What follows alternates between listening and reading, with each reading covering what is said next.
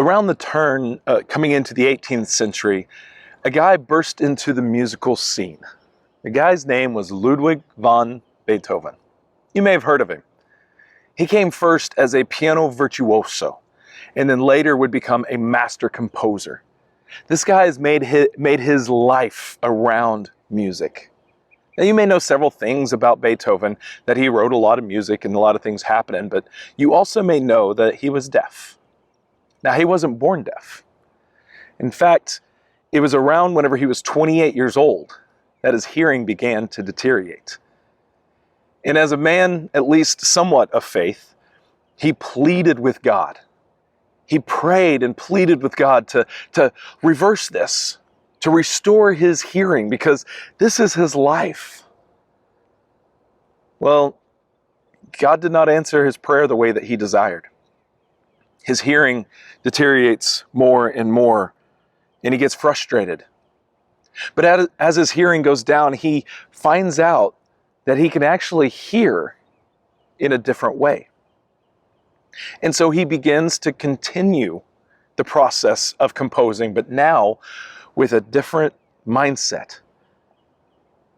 It is from those later years that we get some of the most unprecedented and amazing music coming from a composer, culminating with his Ninth Symphony. And on this day, in 1824, his Ninth Symphony was debuted. Now, I want you to imagine the scene.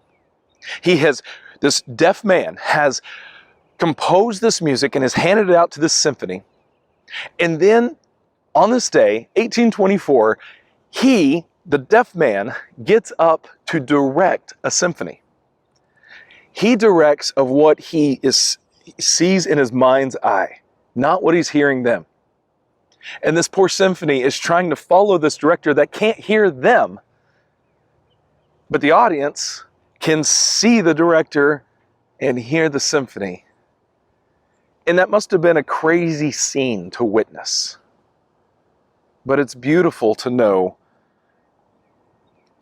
what can happen when we embrace some of our struggles. In 2 Corinthians 12, Paul says, "There was given me a thorn in the flesh, a messenger of Satan to torment me." And he says, "I pleaded with the Lord 3 times to take it away." And he said, "My grace is sufficient for you." I don't know how many times I've looked at that verse and preached about that verse and wonderful things, but this morning it hit me. It hit me kind of square between the eyes as I was taking Zoe to school. And I found myself just waiting, longing for the day that she would be able to hold conversations and just talk to me, tell me about her day and those things. And I got the almost, not depression, but just kind of sadness that it hasn't happened yet. And I was reminded of the scripture in Isaiah that those who wait upon the Lord shall renew their strength. And I got a little mad at it, going, I don't want to wait. I want to hear her.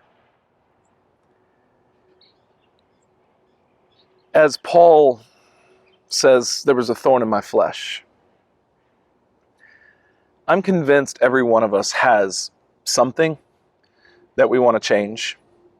Something that is a little bit different. Something, the hand that was dealt us is not that good. And so many times we just want the Lord to take it away. But maybe what the Lord wants us to do with it is use it for His glory.